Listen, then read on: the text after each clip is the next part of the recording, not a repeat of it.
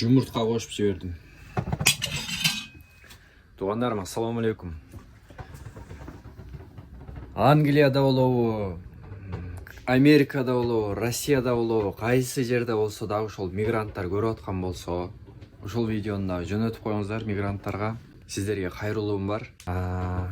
Чет элге чыкканда туугандар, сиздер баягындай этти алып бересиздер. Баягы окорочка, же болбосо баягы уйдун, жөн гана уйдун эти же койдун эти болсо эле болду да, чочко эмес болсо эле болду, ошолорду алып беришет.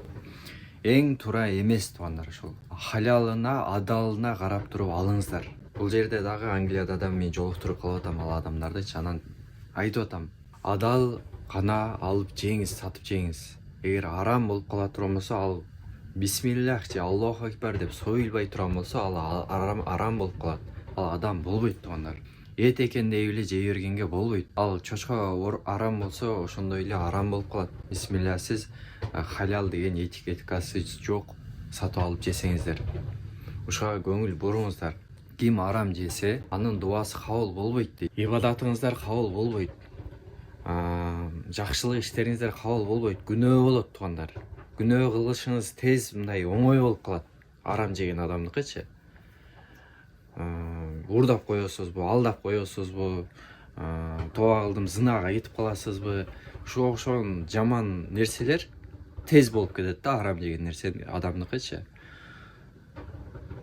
Арам нерсе денеңизде жүрөт, элестетиң.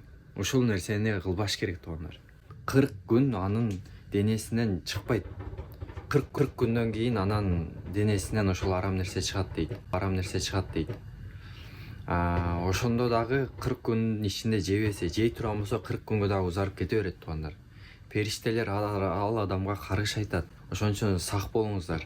Көңүл буруп коюңуздар ушул нерсегечи. Эт экен деп эле жей берсек анда болбойт.